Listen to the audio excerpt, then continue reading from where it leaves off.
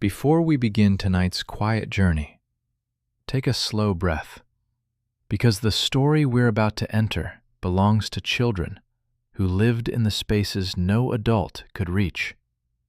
Deep inside the chimneys of Victorian London, in shafts so narrow a grown man couldn't turn his shoulders, small hands and thin bodies were sent where only darkness waited.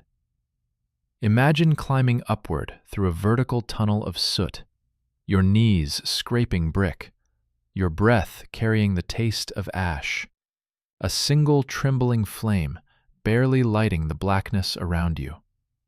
For many, this wasn't a nightmare. It was work. It was survival. It was the only life they knew. Tonight, we're going to follow one of those children into the narrowest places of the 19th century, quietly, gently, step by small step, as the lamplight fades and the chimney walls close in. Welcome to a world where childhood was measured not in years, but in inches of space inside the dark. The room where darkness begins. The night outside is quiet. The light of a lantern bounces softly off the walls, and for a moment the world seems safe, untouched. But somewhere, beyond the warmth of your room, 19th century London breathes a different air. Coal smoke drifts through narrow streets. Chimney stacks rise like crooked ribs over rooftops, each one a hollow throat leading into darkness. If you listen closely, you can almost hear the quiet hum of a city that never truly sleeps, the scuff of boots on cobblestones, the distant call of a night watchman, the low whisper of wind moving between bricks. And far below that quiet surface, in the unseen places, children are waking. Not with the softness of a morning yawn, not in a warm bed, not surrounded by toys or gentle hands, but on the floor of a cold, cramped room that carries the smell of soot so deeply that even the walls seem stained with darkness. This is where our journey begins. In a small attic tucked above a workshop where 7 boys sleep side by side on thin, ragged blankets. Some are no more than 8 years old, none older than 12. Their ribs show through their shirts. Their hands are black even after washing, and their dreams, if they still have them, are quiet, fragile things, easily scattered by the morning chill. A man moves among them, his boots heavy on the creaking wooden floor. He is the master sweep, a figure both feared and needed, for he is the one who feeds them, houses them, and sends them into the chimneys before the rest of the city wakes up. Up, he whispers, his voice low but sharp. A lantern in his hand casts long shadows on the walls. Up now. Work waits. One by one, the boys rise. They do not complain. They do not ask for warmth or a few more minutes of sleep. They fold their blankets, rub their eyes, and tie strips of cloth around their knees and elbows to protect themselves from the bricks they will soon be crawling against. Outside, the early dawn is barely breaking. A thin, gray line behind the rooftops, cold and colorless. The boys gather in a line, their small shoulders hunched, their breath visible in the air. The master checks his tools: brushes, scrapers, a coil of rope, and a small tin lamp with a trembling flame inside. Then he looks at the smallest boy in the group, the one with the narrowest shoulders, the one light enough to climb the tightest chimneys. His name is Thomas. He is 8 years old, and today he will be the first to go in. But before we follow him, before we watch him step towards the mouth of the chimney, let us take one more slow breath. For the world into which we descend is narrow, dark, and so small that childhood itself can barely fit. The narrow path up. The morning in London rises without color. Only a thin gray light spreads over the rooftops, touching the chimneys one by one as though waking them gently from their nightly stillness. Most of the city is still asleep, curled beneath blankets and behind shuttered windows. But for the chimney boys, morning comes earlier than dawn. Thomas walks behind the master sweep through a narrow, frost-covered alley. His steps are small and quick, bare feet pressing against the biting cold of the cobblestones. Behind him, the older boys follow, each carrying tools wrapped in cloth to keep them from clattering. The air smells of coal smoke and damp stone, a scent London wears like a second skin. Above, chimney stacks stand in crooked rows, leaning in different directions, some tall and proud, others short and broken. To most people, they are nothing more than part of the skyline. To Thomas, they are mountains. Dark mountains, with narrow tunnels inside them. The master leads the boys to a brick townhouse on a quiet corner street. Its windows are still fogged from the night's fire. A thin ribbon of smoke drifts from the topmost chimney, curling lazily into the pale sky. "This one," the master says, tapping the door with the back of his knuckles. A maid answers, her sleeves dusted with flour. She steps aside without a word, eyes passing over the boys with the tired familiarity of someone who has seen too many chimney sweeps before. Inside, the house is warm, so warm that Thomas's fingers burn slightly as blood returns to them. The contrast between warmth and cold feels almost like a punishment. "Kitchen's at the back," the maid mutters. "Smoke's been filling it since last night." They follow her down a long hallway lined with paintings in gilded frames. The painted faces, gentle ladies and stiff gentlemen, seem to watch them pass, their eyes full of a quiet disapproval at the soot the boys bring with them. In the kitchen, the cook stands by the hearth, arms crossed, expressions stern. "There," she says sharply. "Up you go, and quickly." Thomas steps toward the fireplace. The heat brushes his cheeks. He lifts his head and looks upward. The chimney narrows almost immediately, a dark vertical tunnel of soot and shadow.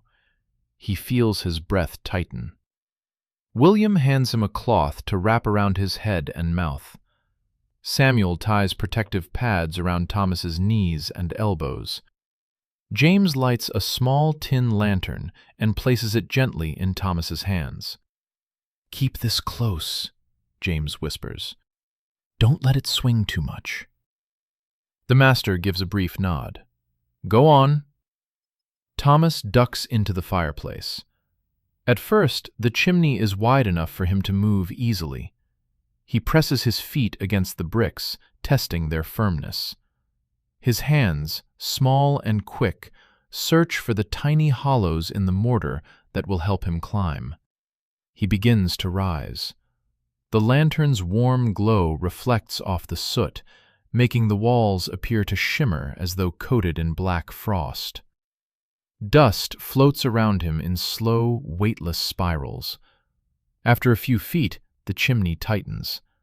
Thomas turns his body sideways, squeezing his shoulders into the narrowing space. His ribs brush the walls. He breathes carefully, slow, shallow breaths, trying to keep the soot from settling too deeply in his lungs. Below him, the older boys watch in silence. They can no longer see his face, only the flicker of his lantern as it climbs upward in slow, uneven circles. "Steady, lad," the master calls. But his voice grows softer the higher Thomas climbs. Inside the chimney, the world becomes smaller, quieter. The only sounds are Thomas's breaths and the faint scrape of cloth against brick. He presses his knee upward, then his elbow, then shifts his weight just enough to rise another inch. He must move carefully. If he slips, he could slide down and be wedged tightly between the bricks. The flue narrows again. Thomas exhales slowly, allowing his body to sink into the shape the chimney demands of him. Fear brushes his thoughts, but he pushes it aside. Fear is loud, and in the chimney there is no room for loud things. He climbs. Higher. Higher. A small shower of soot falls from above, coating his hair and face. He closes his eyes, waiting for the dust to settle. The darkness feels thicker here. The lantern's glow seems to shrink the deeper he goes. But then, a faint change, a softness in the air, a whisper of wind moving against his cheek. He lifts his head. Above him, far above, a pale light seeps into the chimney shaft, cool and thin, like a distant promise. Daylight. He gathers his remaining strength. His arms ache. His knees burn. His breath comes shallow and tight. But he climbs. One last push. Another. Then, the chimney opens. Thomas's head emerges into the cold morning air. He blinks rapidly, his eyes adjusting to the light. The sky spreads above him, quiet and endless, a color he hasn't seen since yesterday. He rests on the rooftop, lantern trembling in his hand, breathing deeply as the wind carries the soot from his face. Below, the master waits for the signal. Thomas lifts the lantern and gives a small wave. The master nods once. The job is only beginning. But for a moment, just a moment, Thomas sits on the edge of the chimney, feeling the vastness of the world around him after the narrowness of the climb. On the roof of the Victorian world. The rooftop is colder than Thomas expected.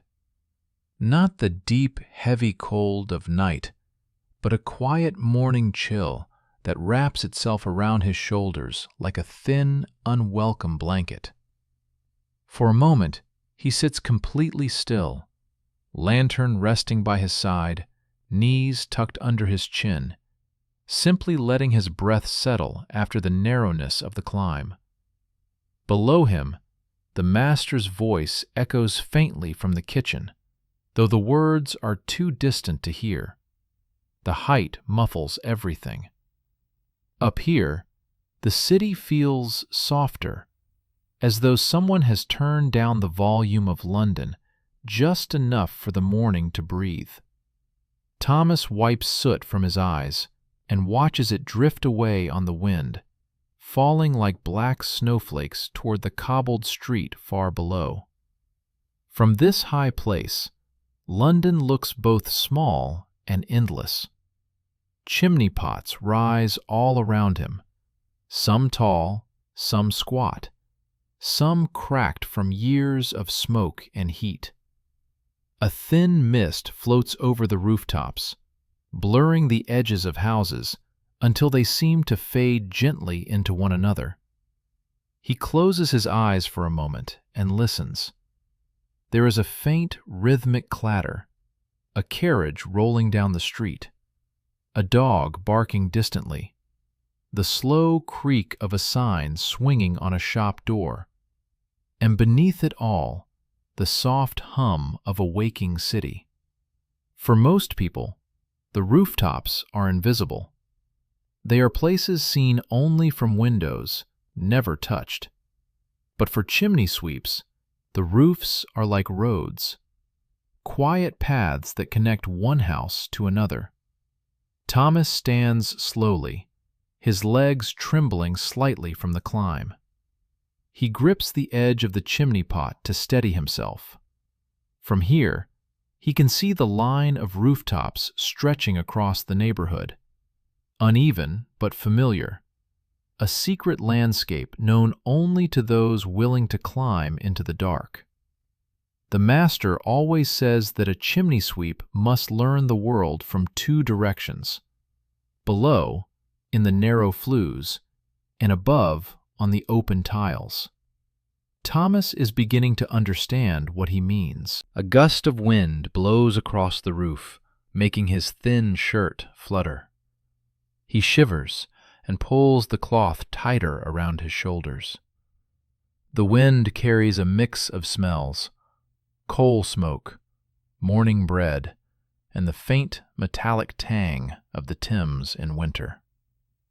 He takes a careful step on the tiles, testing their grip.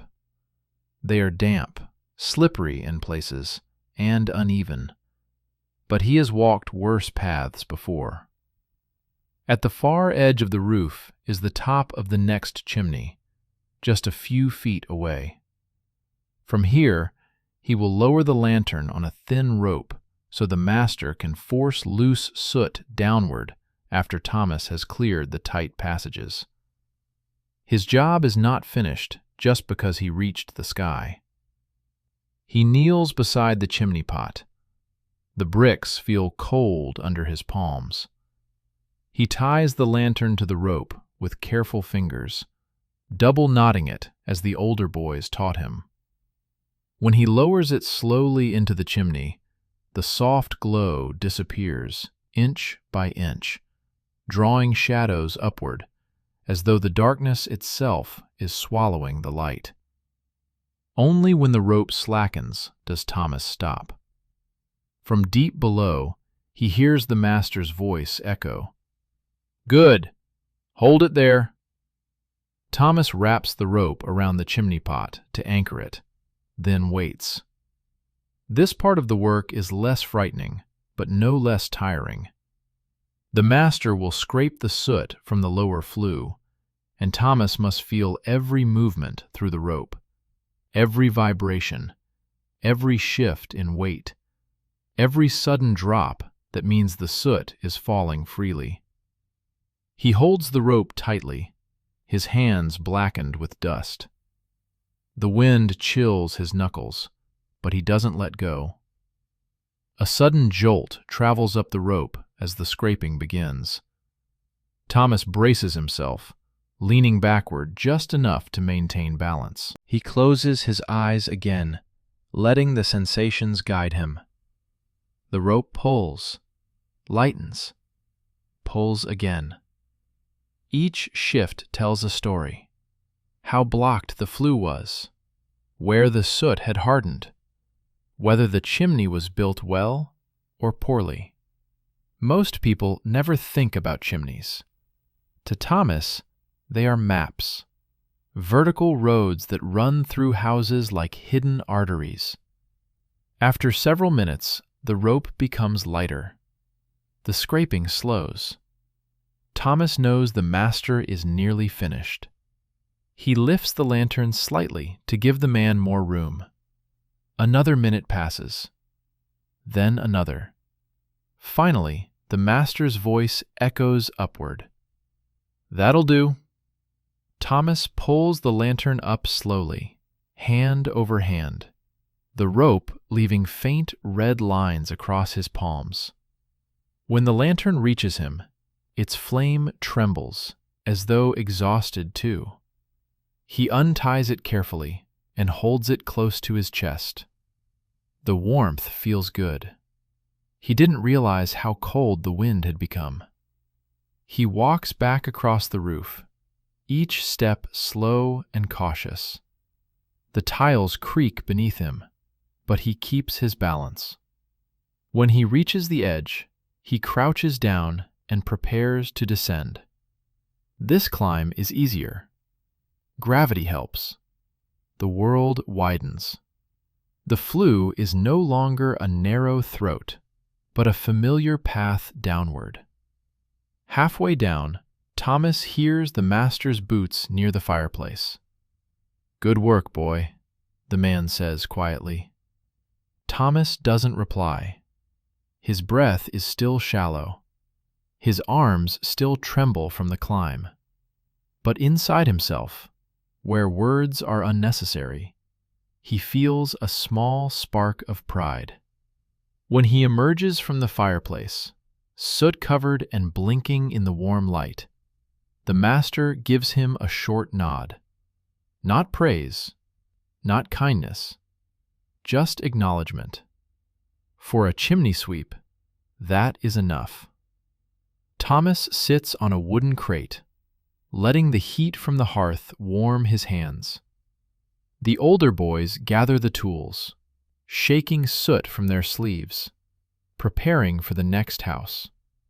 There will be many more today, many chimneys, many climbs. But for a moment, just this quiet, brief moment, Thomas lets himself breathe.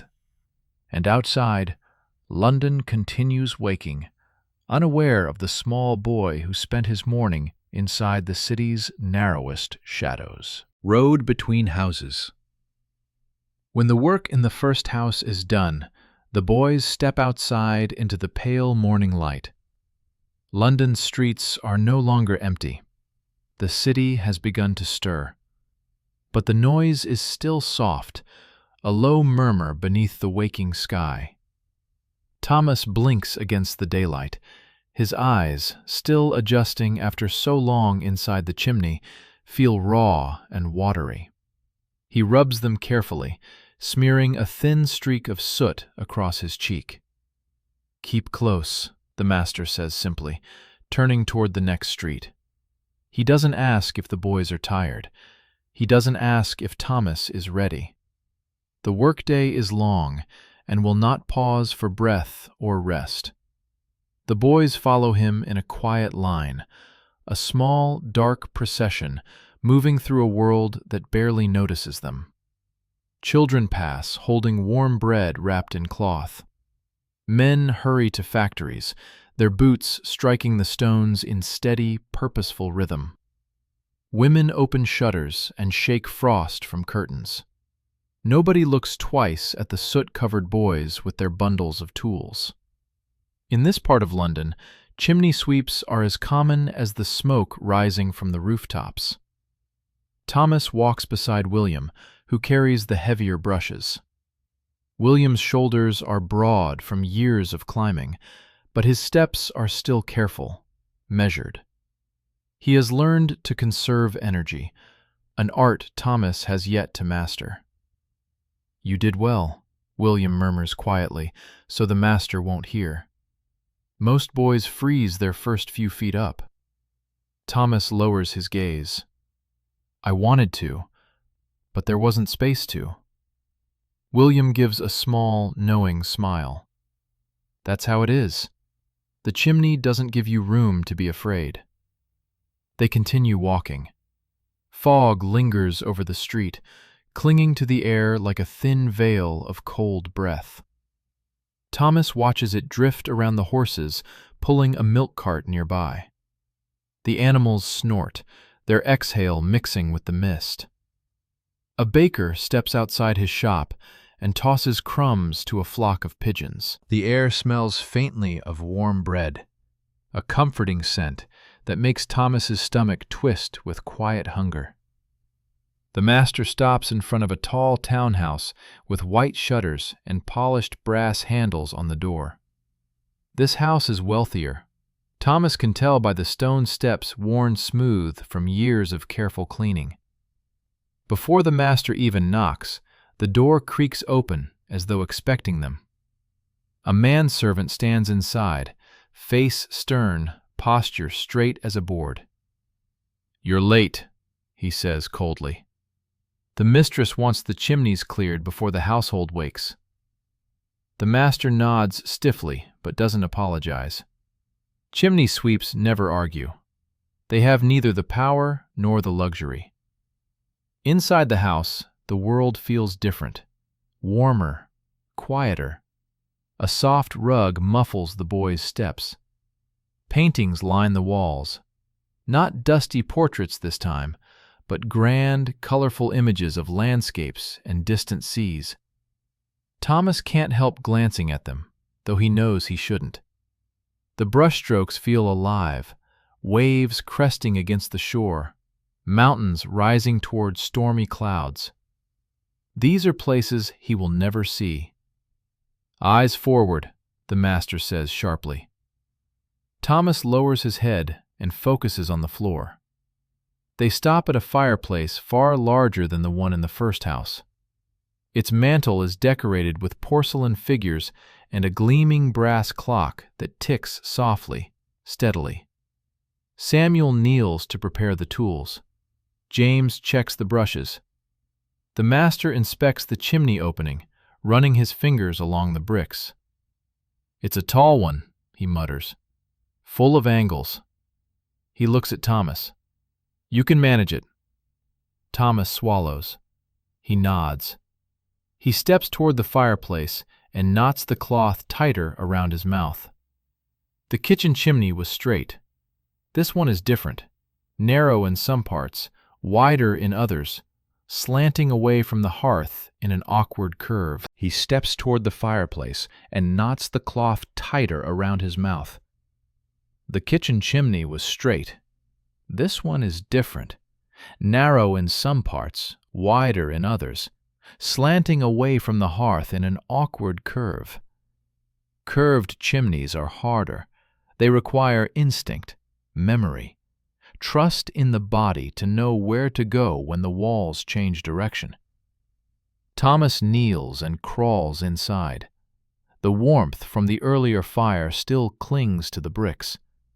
The air smells sharper here, not only of soot, but of something acidic, a faint, bitter scent Thomas can't quite name.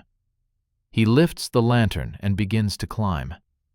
The first stretch is slow, the bricks smoother than in the last chimney.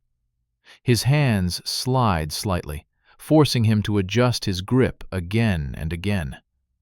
Higher, higher. The chimney narrows abruptly. Thomas presses his shoulder into the tight angle and shifts his weight sideways to squeeze through. His breath echoes strangely, a soft, hollow sound that feels too loud in the confined space. Below, the boys wait in silence. They can't see him, but they listen for the faint scrapes of his movements. With each push upward, Thomas feels the soot falling around his face. It settles on his hair, his eyelashes, the back of his neck. It prickles like black snow. Halfway up, he reaches the first bend. The chimney angles sharply left, forcing him to twist his body in an uncomfortable, almost painful position. His elbows press into the bricks. His knees slip. The lantern swings slightly, casting trembling shadows.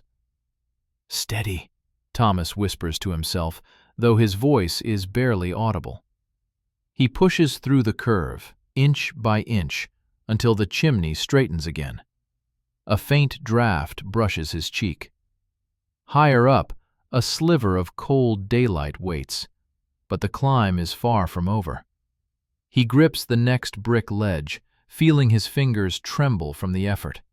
His knees ache. The muscles in his back burn from the constant tension of holding himself upright. Still, he climbs, because this is his work, his life, the only path he knows. When he finally reaches the top and the morning air touches his face, Thomas exhales slowly, a long, quiet breath that he didn't realize he'd been holding. The rooftop on this house is higher than the last. The wind is stronger. It whistles softly between the chimney pots like a distant, lonely tune. Thomas rests his hands on the cold tiles and looks out across London. Smoke rises in thin ribbons from hundreds of chimneys. The city stretches to the horizon, a maze of roofs and alleys that shape the world he belongs to. Below, the master calls for the lantern. Thomas lowers it on the rope, listening to the faint metallic rattles as it descends. And for a moment, just a moment, he allows himself to feel pride in the work that others never see, never think about, yet depend on every single day. Silent danger inside chimneys. The climb down from the second chimney leaves Thomas's arms trembling. Not visibly, he has learned to hide weakness, but inside, where the ache settles deep in the muscle, like a quiet, persistent reminder that he is still small, still growing, and still learning the demands of this dark profession.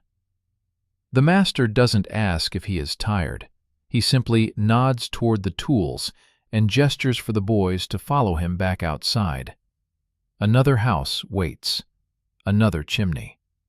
The workday moves forward like a slow river that never rests. Thomas wipes soot from his eyes and steps into the street.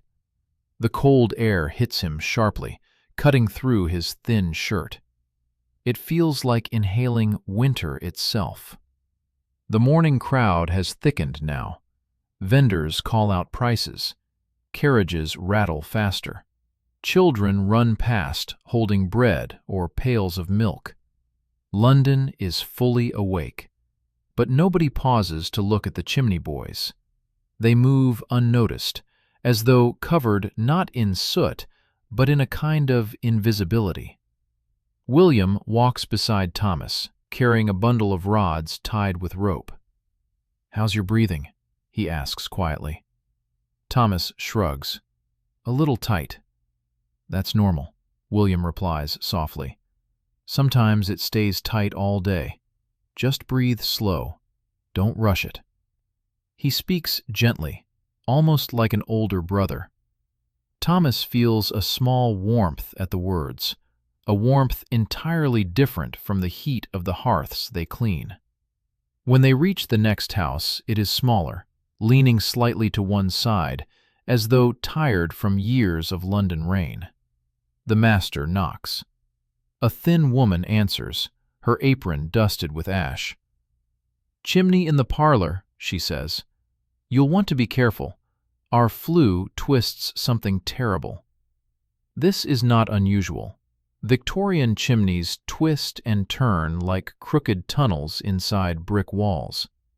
Builders connected fireplaces from multiple floors into one vertical shaft, creating a maze of bends that only small bodies could navigate. Inside, the parlor is dim despite the daylight outside. Heavy curtains block most of the sun. A grandfather clock ticks slowly in the corner, its steady rhythm filling the silence as the boys prepare their tools. Thomas watches the master examine the fireplace. The opening is narrow, much narrower than the last two. Black soot lines the interior like a thick coat of frost. "It's choked near the middle," the master says. "Boy, this one needs a careful climb." Thomas nods. His throat feels dry, but he steps forward without hesitation. The other boys hand him padding for his knees and elbows, then wrap cloth around his head and mouth. He kneels and crawls into the hearth. The air feels heavier here, still, stale, the kind of air that hasn't moved in many days. He lifts the lantern and begins to ascend. Almost immediately, the chimney tightens. He presses his shoulder into the brick and angles his body upward, inch by slow inch. The flue curves left, then right. Thomas must twist himself into shapes that feel impossible, elbow tucked, knee bent sharply, back arched just enough to keep from scraping too deeply against the jagged bricks. He breathes shallowly. The soot beneath his fingers is soft, almost powder-like. Every movement sends a faint rain of dust falling past his face. Halfway up, Thomas stops. Something feels wrong. Not a sharp pain, not a sudden blockage, but a tightness. A squeeze around his chest that wasn't there before. He tries to shift his weight to create a little space, but the chimney presses back as though refusing to let him move. He holds still, trying to steady his breath. The older boys warned him about this feeling. Not every danger in the chimney is physical. Some dangers live inside the mind. Claustrophobia. Panic. A sudden wave of fear that rises without warning and convinces the climber they cannot breathe, even when they can. Thomas closes his eyes. He counts his breaths slowly. 1, 2, 3. He imagines the rooftop, the cold wind, the open sky, the opposite of this narrow place. The pressure around his ribs eases just slightly. He pushes upward again. At the next bend, the chimney squeezes tightly against his shoulder. He must exhale fully just to make room for his chest to slip through the gap. His fingers search for a ledge. They find one, a rough, uneven brick jutting out from the wall. He shifts his weight, pulls himself upward, and suddenly, a section of loose soot collapses above him. A dark cloud falls over his face, filling his mouth and nose. He coughs, a sharp, choking sound that echoes inside the flue. The lantern shakes in his hand, its flame flickering dangerously. For a moment, Thomas freezes. The soot clings to his eyelashes, blinding him. His throat burns, his lungs seize. Fear surges upward, swift and overwhelming. He almost calls out. Almost. But calling won't help. If he panics, he could slide downward and become wedged. He forces himself to stay still. He breathes shallowly, waiting for the cloud to settle. The soot slowly drifts downward. Thomas wipes his eyes and raises the lantern again. The flame has steadied. He moves on. When he reaches the final stretch, the chimney widens just enough for him to breathe a little deeper. The daylight above glows faintly, like a thin thread of silver. He climbs toward it, every movement slow and methodical. At last, his hand breaks into the open air. He pulls himself out onto the rooftop, gasping at the cold wind that strikes his face. The rooftops around him look different this time. Not peaceful, not quiet, but vast, stretching endlessly like an ocean of blackened tiles. Thomas sits on the tiles and lets the dizziness fade. His head feels light. His chest aches. But he is safe. Another chimney cleared. Another climb survived. Below, the master calls for the lantern. Thomas lowers it down, his hands still trembling slightly from the near panic. He doesn't tell anyone what happened inside the flue. In the world of chimney sweeps, fear is a private thing. Only the soot ever truly hears it. Wounds that never heal. By the time the boys finish the third house, the morning has settled fully into the streets. The fog has lifted, revealing rows of shop signs swaying gently in the wind, and the faint glimmer of frost melting on railings. London bustles louder now. Horses snort, carriages clatter, vendors shout prices for apples and loaves of bread. But for the chimney sweeps, the noise means little. Their world is quieter, a world of soot, narrow spaces, and the slow ache of tired muscles. The master leads the boys away from the busy street toward a smaller alley, its cobblestones darkened from years of dripping soot. "We'll rest here," he says. Rest does not mean sitting.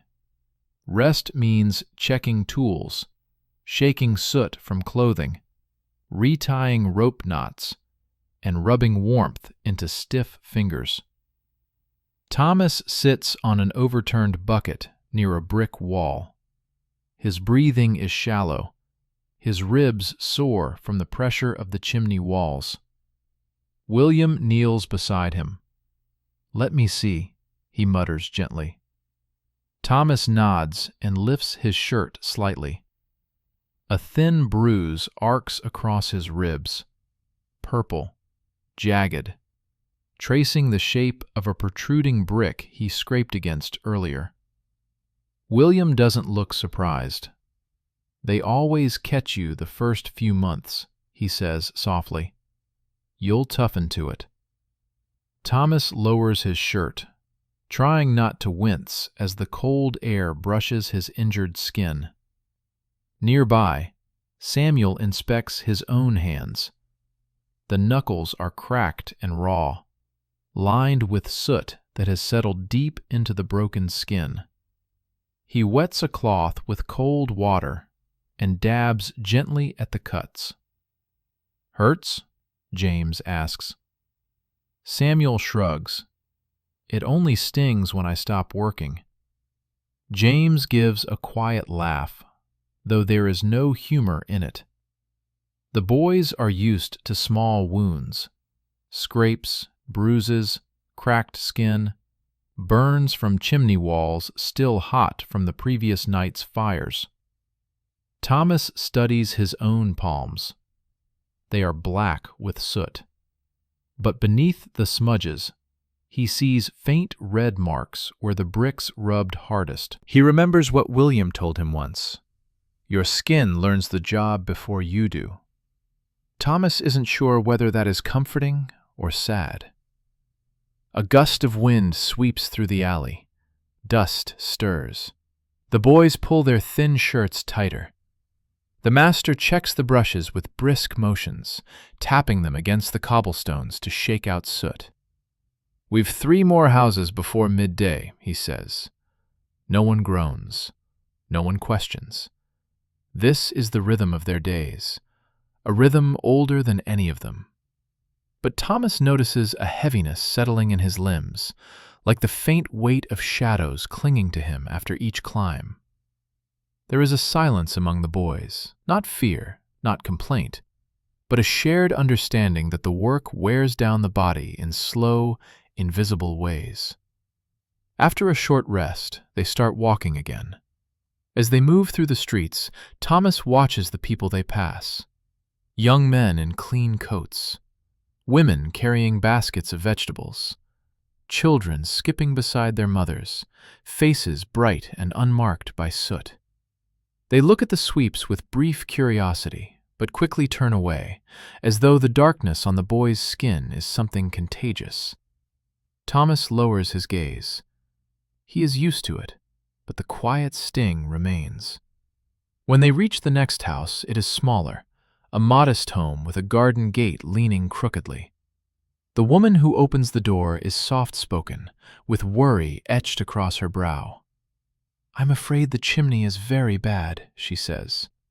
"My husband tried to light a fire, and the whole room filled with smoke." The master nods politely. Thomas steps inside.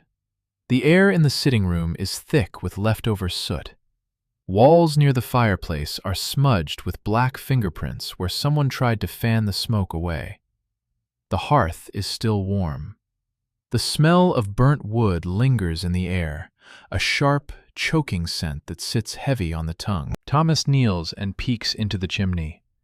The flue is stuffed with soot so densely that the lantern's light barely penetrates it. This will be a difficult climb. He wraps the cloth tighter around his mouth and begins his ascent.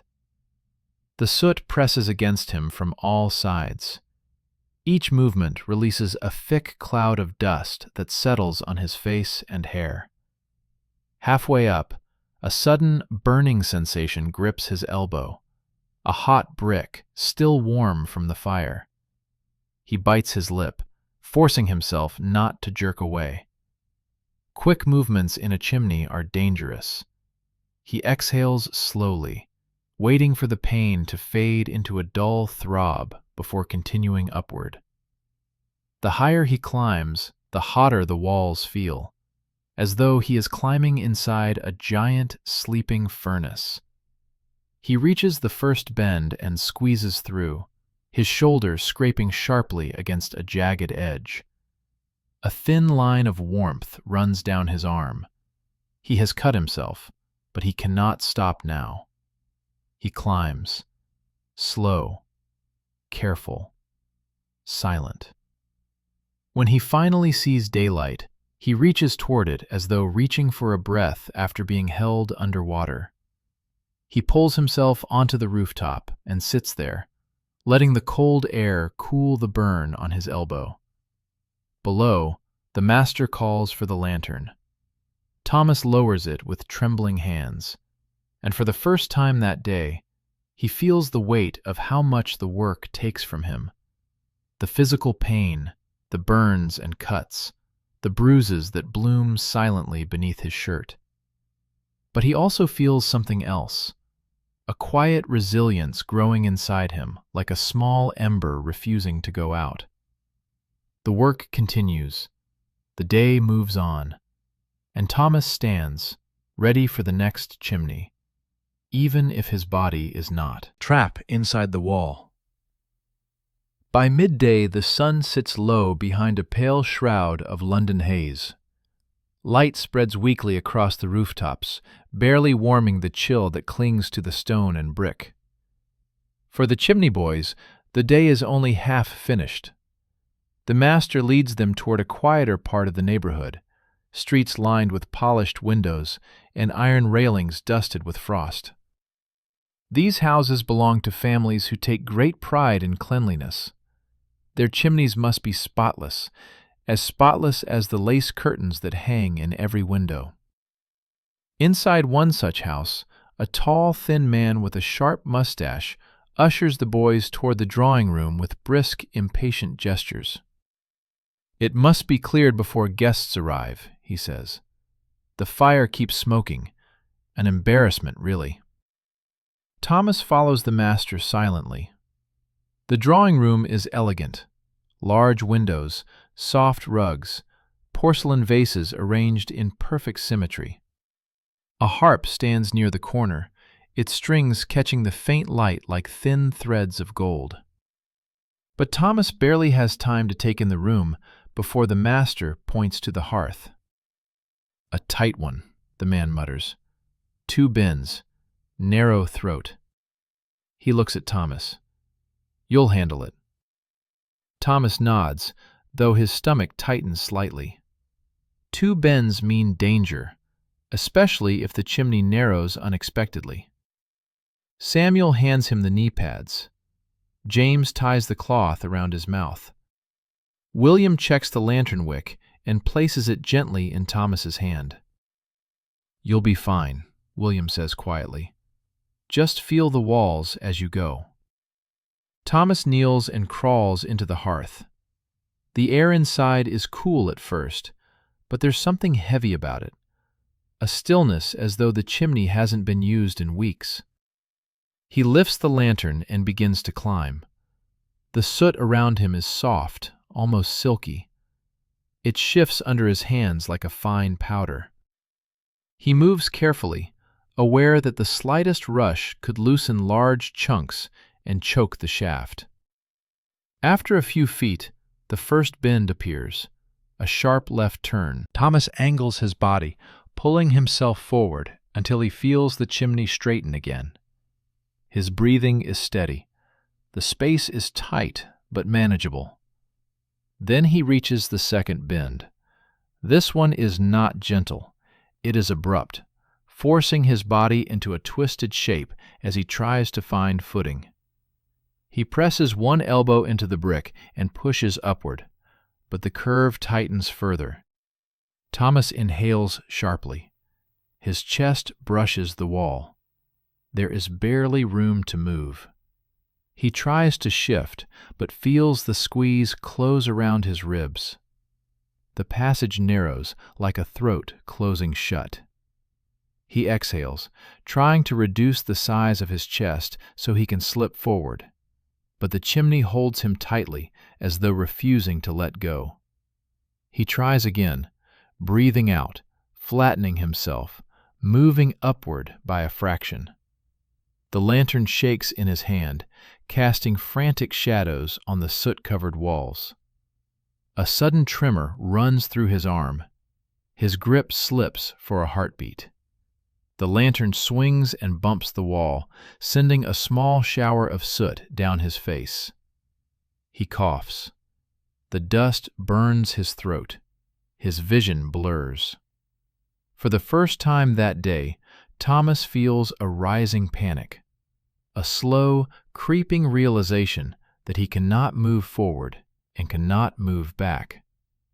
He is wedged. The word forms quietly in his mind, like a whisper. Stuck. Below, the master hears nothing. The chimney is too high, too twisted for sound to travel clearly. Inside the flue, Thomas's world narrows to the beating of his heart and the faint rattle of soot shifting under his knees. He closes his eyes. He remembers William's words. When the chimney grips you, don't fight it. Breathe. Make yourself smaller. Think slowly. The bricks don't panic unless you do. Thomas exhales long and steady. He relaxes his shoulders. He imagines himself melting into the shape of the chimney, not resisting, not pushing, just becoming part of the tight space. His heartbeat slows. His breath softens. When he feels the slightest release from the bricks around him, he moves. Not up, not down, sideways. Just a tiny shift of his left shoulder and a small push with his knee. The chimney loosens by the smallest margin, but enough. He exhales again and repeats the movement, inch by inch, each breath making his body just small enough to slip through the squeeze. After what feels like an eternity, the passage widens. Thomas pushes upward and finally frees himself from the tight grip of the bend. He leans his head forward against the wall and lets the relief wash over him in a wave of warm, shaky breath. The daylight above glows faintly, a pale gray circle waiting at the end of the shaft. He climbs toward it with renewed focus, slow, measured, careful not to jolt the chimney walls or let panic return. When he reaches the rooftop, he emerges with a gasp, a long, desperate breath that tastes of cold air and freedom. He sits on the tiles, letting the world expand around him after the suffocating narrowness below. His chest still trembles with leftover fear, but he hides it quickly, hearing the master call from far below, "Lower the lantern!"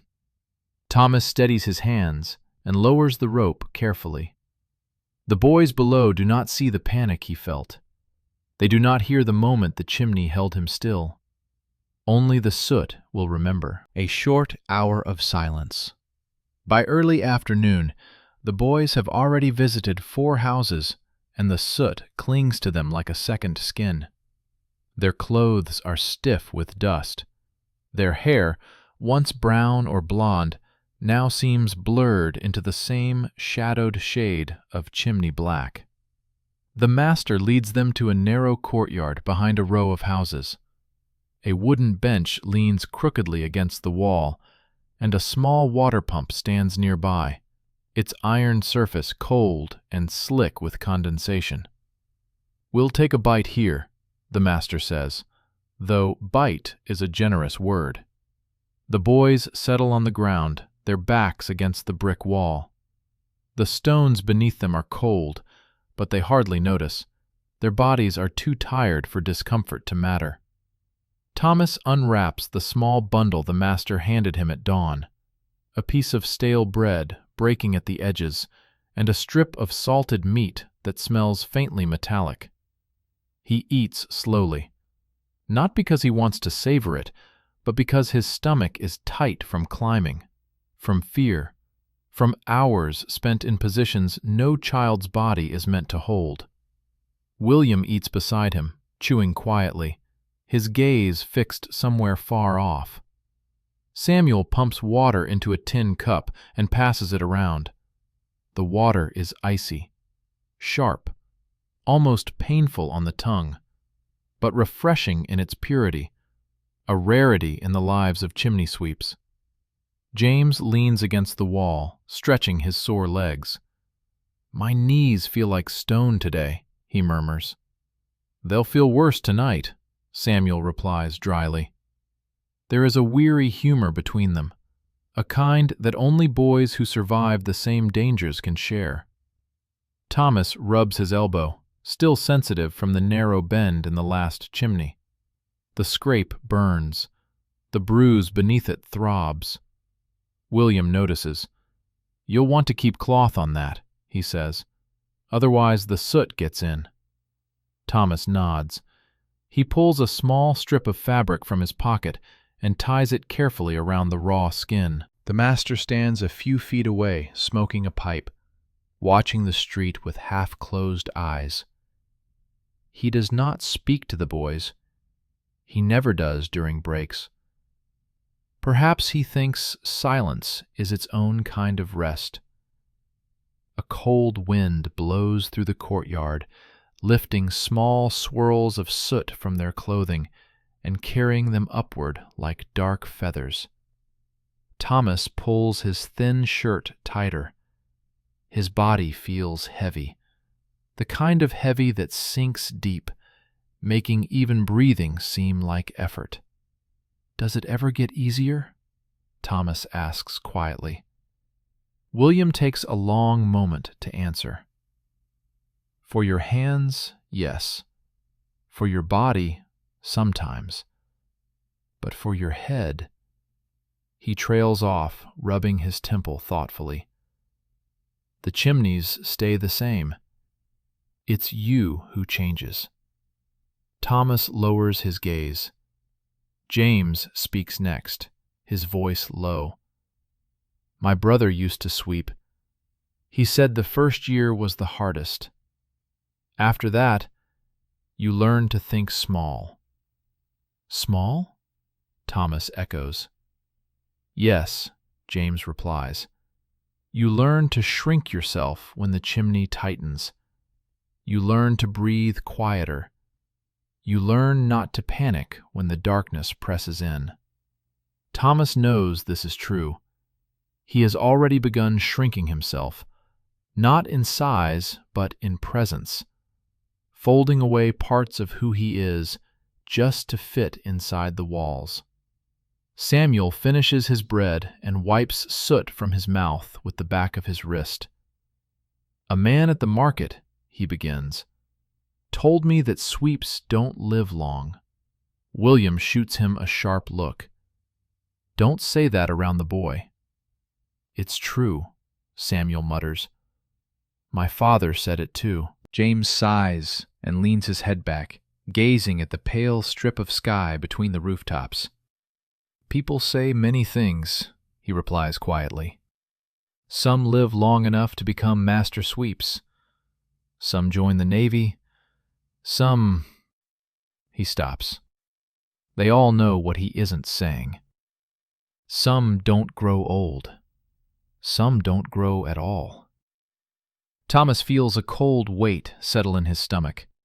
He doesn't want to imagine a life that ends inside a chimney. A life measured in inches of space and breaths taken in soot. William nudges his shoulder gently. "Eat," he says. "The day isn't done."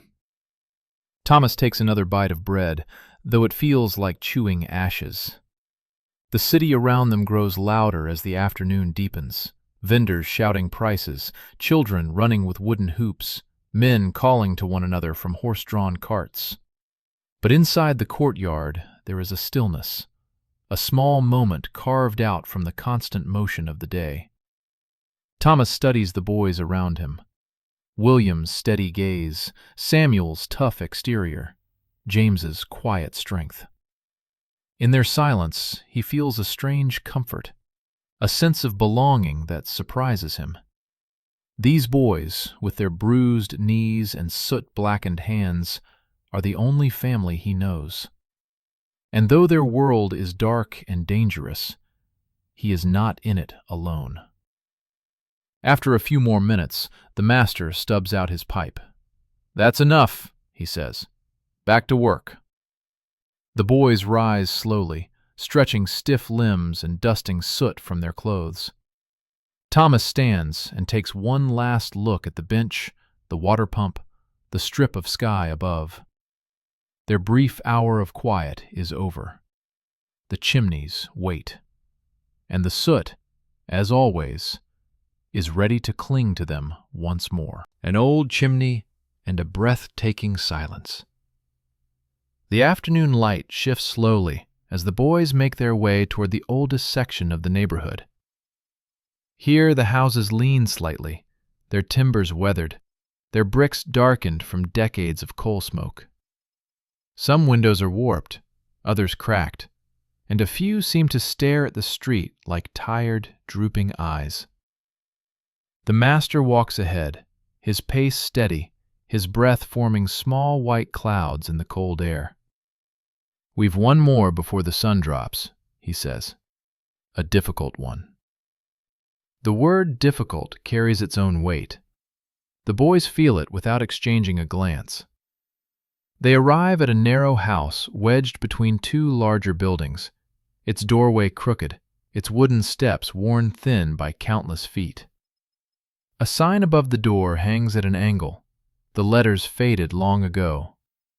An elderly woman answers their knock. Her eyes flicker with worry as she looks at the soot-covered boys. "Thank goodness you've come," she mutters. "The chimney's been blocked for weeks. Smoke fills the room whenever we light a fire." The master nods. "Which room?" "Upstairs," she replies. "The hearth by the old bookshelf." Upstairs. Chimneys on the upper floors are older, narrower, built when the house was first constructed 50, 60, perhaps even 70 years ago. They twist differently. They shrink over time. Mortar crumbles. Bricks shift. Thomas feels a chill that isn't from the cold. Inside, the house is dim. Long curtains hang heavily over the windows. The air smells of old wood, dust, and something faintly bitter like burnt paper. The woman leads them up a narrow staircase, creaking under every step. On the second floor, she opens a door to a small sitting room. A bookshelf leans against the wall, its shelves filled with old volumes whose pages have yellowed and curled at the edges. An armchair sits beside the fireplace, covered in a thin wool blanket. The hearth itself is small, far smaller than those on the lower floors. The opening is no wider than a barrel hoop. The master inspects it, running his hand along the inner bricks. His brow furrows. "This chimney is old," he says quietly. "Bad angles, loose mortar, tight throat." He looks at Thomas. "Only you can fit." Thomas nods. He has known this moment was coming. Every sweet boy does. The day he must enter a chimney that even the older boys fear. William hands him the knee pads, tightening the straps with care. Samuel wraps the cloth around his face. James hands him the lantern and places a steadying hand on his shoulder. "Slow breaths," James murmurs. "Don't let the chimney decide your pace." Thomas nods again, though his chest feels tight with quiet, creeping dread. He kneels before the fireplace and lifts the lantern. The warm glow reveals soot so thick that it seems alive, clinging to the walls in rippled layers like blackened bark. He enters the flue. The first few feet are manageable. The chimney rises straight before narrowing at a sharp angle. Thomas can feel, even without seeing, that the walls here have shifted unevenly over time. He climbs carefully, the lantern casting trembling light along the bricks. They feel different, rougher, crumbly, as though the slightest pressure could dislodge them. He presses his knees against the small brick ledges and pushes upward. With each movement, the chimney breathes dust. Particles drift past his cheeks, glittering faintly in the lantern's glow, before disappearing into darkness below. A few feet higher, the angle sharpens again, a strange bend that seems to twist sideways as if the chimney had grown crooked long after the house was built. Thomas squeezes into it. The space is tight, tighter than any chimney he's climbed today. The walls press in, cold and unmoving. He tries to shift upward, but something holds him back. A protruding brick catches his shoulder. He wiggles slightly, trying to angle past it, but another brick presses against his hip. The chimney narrows further. He breathes slowly. Not fear. Not yet. Just pressure. He lifts the lantern slightly and sees the problem. The flue has collapsed in one small section. Bricks have shifted inward over the years like teeth closing in a tight, crooked mouth. There is barely room for him. He exhales and tries to slip through while his chest is smallest. His ribs brush the brick. His shoulders scrape. His arm trembles under the lantern's weight. He moves up by half an inch, then another. Then, a small chunk of mortar crumbles above him and drops down the shaft, bouncing off his shoulder before falling into darkness. For a moment, the entire chimney feels unstable. Thomas freezes. He doesn't breathe. He doesn't blink. He waits. Long seconds pass. The chimney holds. He continues. His muscles ache. Sweat mixes with soot, stinging his eyes. He reaches for the next ledge, but his fingers slip on a patch of loose dust. His body drops slightly, a sharp jolt that sends panic flashing deep in his chest. He clutches the lantern and presses himself against the wall, trying to steady his breath. In the narrow darkness, fear echoes louder than sound. He closes his eyes and imagines the rooftop above, the open sky, the cold wind, the space. He breathes slowly. One breath, then another. When his heartbeat steadies, he tries again. This time, his fingers find purchase. He pulls himself upward. The chimney widens slightly, just enough to allow him to straighten his spine by a fraction. And then, finally, he sees it. A pale sliver of daylight filtering through the chimney pot. He climbs toward it with the last of his strength. When his head emerges from the top, he gasps for air. A long, slow, trembling breath that tastes of cold sky and relief. He sits on the roof, letting the wind cool his burning skin. Below, the master waits for the lantern signal. Thomas lifts it weakly. The master nods. But Thomas does not move for a moment. He lets himself rest in the quiet safety of the rooftop, knowing that inside the chimney, death had been closer to him than anyone below would ever know. Under the evening sky, the longest shadow of the day. By the time the sun sinks low behind the rooftops, casting long beams of fading gold across the chimneys, the boys have already climbed more than any muscles should bear in a single day. Their bodies ache. Their limbs tremble. But chimney sweeps do not end their work when the light dims. They end their work when the chimneys themselves finally release them. The master leads the boys down a narrow side street, one they have not visited before. Tall houses line both sides, their windows reflecting the final orange glow of the sinking sun. The shadows shift slowly over the cobblestones like long, dark ribbons. This house, the master says quietly, has an underflue. The boys exchange looks. An underflue is the worst kind. A chimney that begins above ground but ends in a basement hearth below the main level of the house. They twist the wrong way. They trap soot. They hold air still. The master does not explain further. He does not need to. The older boys know. Thomas learns just by watching the way their faces tighten. They climb the short flight of steps to a heavy wooden door. When the master knocks, it opens slowly, revealing a butler with gray eyebrows and a somber expression. "Evening," he says with a stiff bow. "The mistress requests the chimney be cleared tonight. The fire smokes something dreadful into the lower rooms." Lower rooms. basement hearths, underflues. Thomas feels a quiet pulse of nervousness throb once behind his ribs. The butler leads them inside. The house is grand. Thick carpets, polished railings, oil paintings with golden frames that glint in the fading light. But the air grows colder as they follow the man down a creaking staircase to the basement level.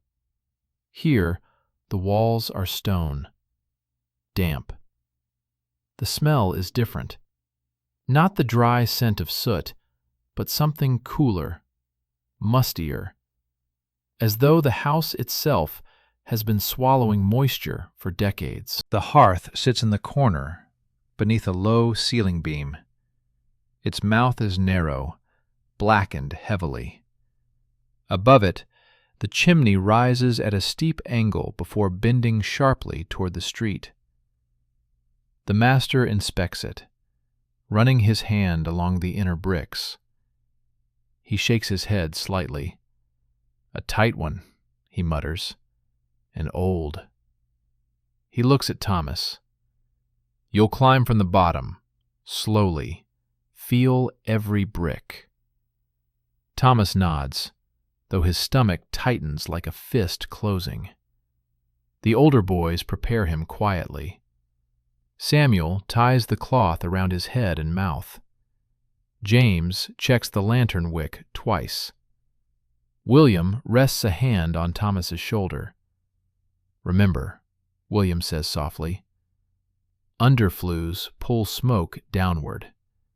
If it feels too hot, stop. If it feels too still, stop. And if the air doesn't move at all, breathe small." Thomas nods once more. He kneels before the hearth. The air near its mouth is cold, unmoving, thick with settled soot. He lifts the lantern and crawls inside. The chimney rises sharply upward, a dark, steep tunnel that seems to bend away like the spine of some sleeping creature. The brick walls are colder here and slicker. Moisture from the basement has soaked into the mortar, making it soft in places, crumbly in others. Thomas tests each handhold before trusting it with his weight. The first few feet are simple, straight enough for him to find rhythm.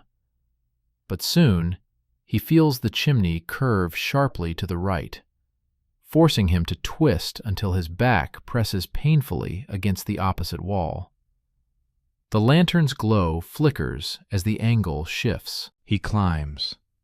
The air grows stale, thick, heavy in a way that presses on his chest and makes each breath feel shallow. He pauses, lifting his chin slightly to test the airflow.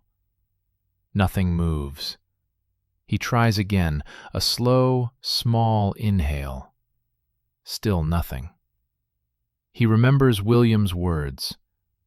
If the air doesn't move at all, breathe small. Thomas breathes small. He presses his ribs inward as he exhales, letting his chest shrink just enough to slide upward another inch. His elbow brushes a cold, wet brick. Moist soot smears his skin, leaving a dark streak that glistens faintly in lantern light. He pushes upward, slowly, trying not to disturb the soot that sticks to the walls like sleeping powder. Another foot, then another. Just as he begins to settle into the careful rhythm, a sound breaks the silence. A faint, brittle crack from above him. Thomas freezes. He lifts the lantern slowly, letting the light spill upward. A patch of mortar has crumbled away. The bricks above it shift slightly, not enough to fall, but enough to warn. If he touches them, even lightly, they could collapse inward. He exhales. The breath echoes in the narrow space, bouncing softly off the walls. He must think. Not quickly, not fearfully, but slowly. deliberately. He angles his body to the opposite side of the flue, pressing his shoulder into the cold brick to avoid the loose section. The chimney narrows again, forcing him to slide forward with only his knees and elbows. His breath grows thinner. The air does not move. He climbs anyway. When he finally reaches the top and the sweep of cold outdoor air touches his face, he feels a burst of relief so deep and sudden that it nearly brings tears. He pulls himself onto the rooftop and sits on the slanted tiles, gasping quietly, letting the fresh wind push the stale basement air from his lungs. Below, the master waits for the lantern. Thomas lowers it with steady hands. He has survived another flue, the kind that holds silence too tightly and breath too shallowly. But as he sits on the roof, watching the fading glow of the sunset over the distant chimneys, he feels an understanding settle inside him. This work does not simply test the body. It tests the breath, the mind, the quiet places in the heart where fear lives quietly. And yet, he climbs. Because the rooftops call to him with their wide, open sky, and the chimneys keep demanding the only thing he has to give: himself. The road that always leads into darkness. By the time the master dismisses them, the sky has already turned the color of fading ink, a deep blue, softened at the edges by the glow of gas lamps flickering awake across the streets. London at dusk feels like a different city. Shadows lengthen, cobblestones glisten faintly with the day's settling frost, and the air grows sharper, biting gently at exposed skin. The boys step out of the last house slowly, as though each limb weighs twice as much as it did that morning. Their clothes are stiff with soot, their hair matted, their faces streaked with gray and black, like charcoal sketches of children, rather than children themselves. The master says little. "Back to the quarters," he mutters, pulling his coat close against the rising wind. He walks ahead, his boots striking a steady rhythm on the stones. The boys follow. Thomas walks near the back of the group, his movements small and quiet. His knees ache from climbing, his shoulders burn from bracing against brick, his throat feels raw from breathing too much soot and too little air. Every step reminds him of the narrow chimneys, the dark walls that pressed against him, the tight breath that felt stolen rather than taken. The street is alive in a way it wasn't earlier. People hurry past, vendors closing stalls, women returning from shops, men heading to taverns. But no one looks at the boys. Or if they do, it is with the quick, uneasy glance reserved for something that sits too close to hardship for comfort. A cart rattles by. A horse snorts and tosses its head. Somewhere in the distance, church bells ring in the hour. But between the boys, there is only silence. Not loneliness, just exhaustion. The kind that settles deep, in the part of the body where warmth tries to live. Samuel rubs his hands together, trying to warm the cracked skin.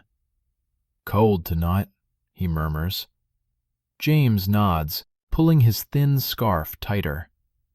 "It always feels colder after a long day," William adds softly. Thomas listens, but does not speak.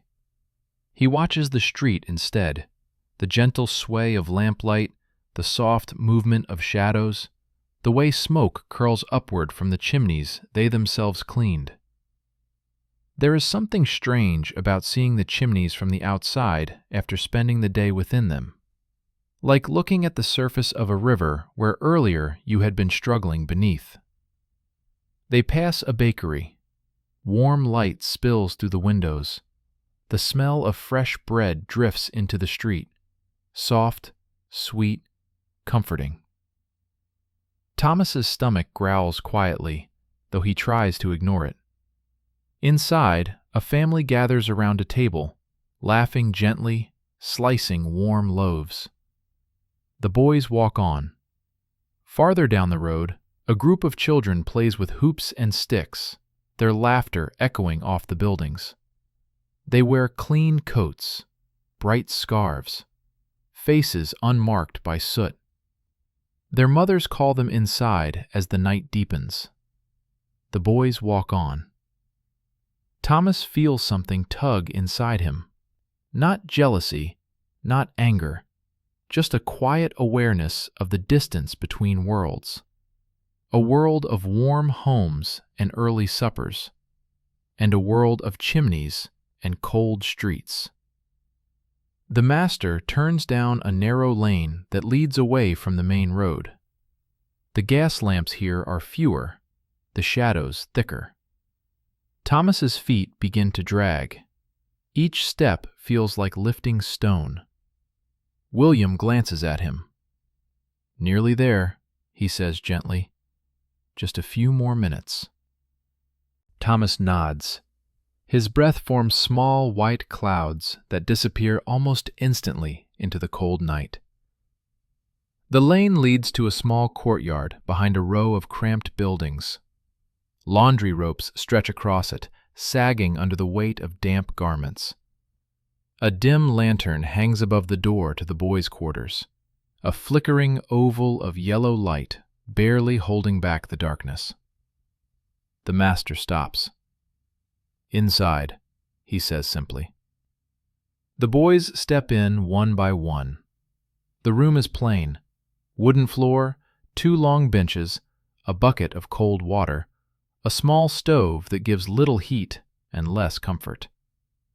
The master hangs his coat on a nail by the door. "You've done enough for today," he says without emotion. "Eat. Wash if you have the strength. Morning comes early." He leaves. The boys breathe out slowly, as though releasing the tension they've carried since dawn. James collapses onto a bench. Samuel begins to work at the knots of his soot-stained shirt. William moves to the stove, feeding it a small log to coax out more warmth. Thomas stands still for a moment, taking in the room, the quiet, the dimness, the heavy air that smells of tired boys and burnt coal. He moves to the water bucket and splashes some onto his face. The shock of cold makes him gasp. The soot runs down his cheeks in dark streaks, revealing patches of skin beneath the grime. He looks into the water and sees his reflection, a blurred, shadowed outline of a boy who looks older than he feels. He wipes his face again. Behind him, the boys begin to settle. Whispered talk, slow breaths, the rustle of thin blankets. The day has ended, but the weariness remains. It lingers in their limbs, in their lungs, in the quiet corners of their minds. Thomas lies down on the narrow cot and closes his eyes. He hears the city outside, a distant murmur of wheels, footsteps, and the soft, rhythmic crackle of chimney fires being lit in the warm homes of others. His body is still, but his thoughts move slowly through the dark spaces he climbed earlier. Chimneys do not leave easily. They follow you even after you step away. Tonight, Thomas sleeps with soot still in the creases of his hands, and the echo of narrow brick walls still pressed faintly against his memory. The night that knows their names. Night settles over London like a great, heavy blanket. The last hints of twilight fade behind the rooftops where the boys climbed earlier in the day. Gas lamps glow along the streets, weak and flickering, their halos drifting in the cold air like faint, golden ghosts.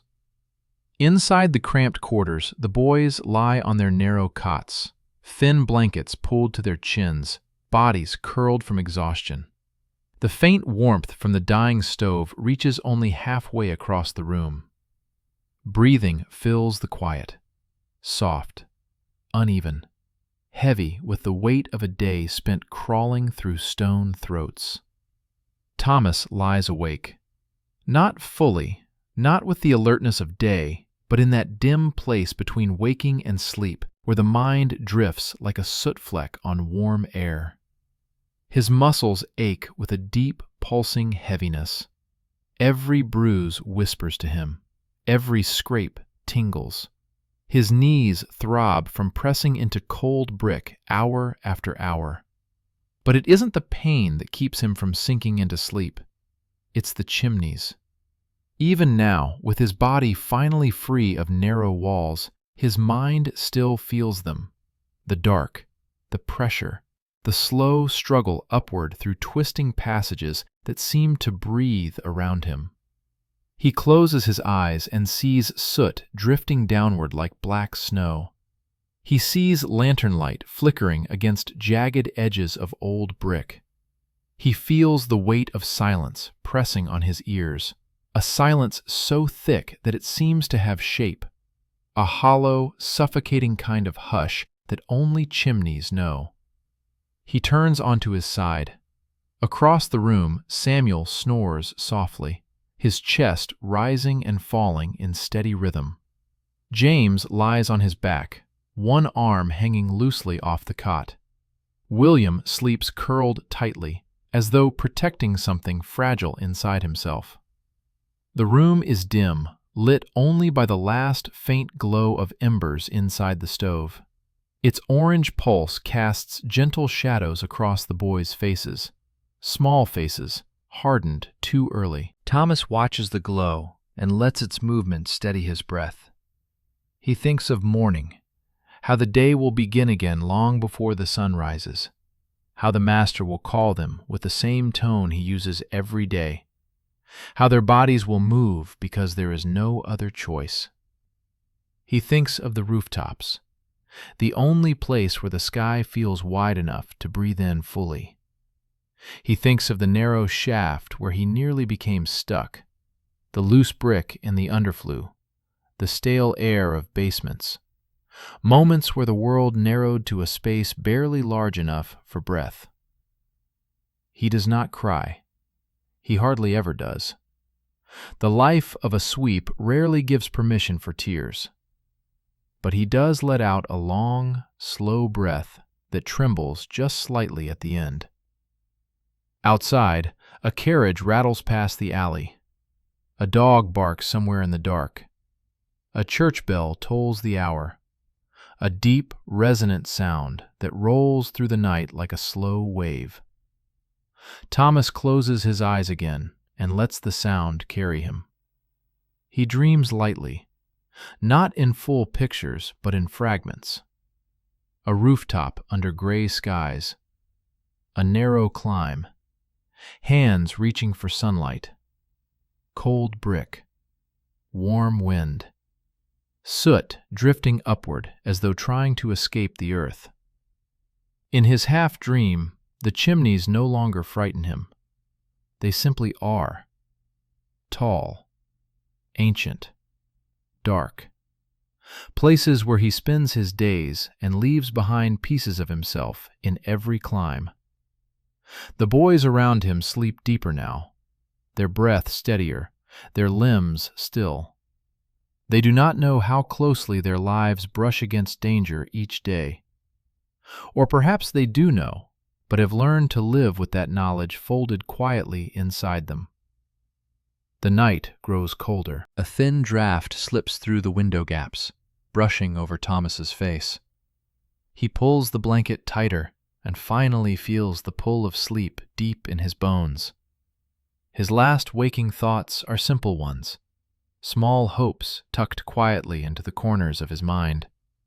That tomorrow's chimneys will be kind, that the air inside them will move, that his hands will hold steady, that he will climb back into daylight again and again. And in this small wish, a wish repeated silently by every sweep before him, there is a quiet strength. A strength born not of choice, but of survival.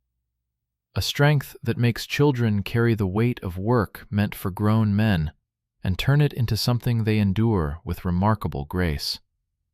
The room darkens as the embers fade, and the boys finally fall into deep, heavy sleep, the kind earned through labor that steals the day from their bodies. Outside, London breathes slowly.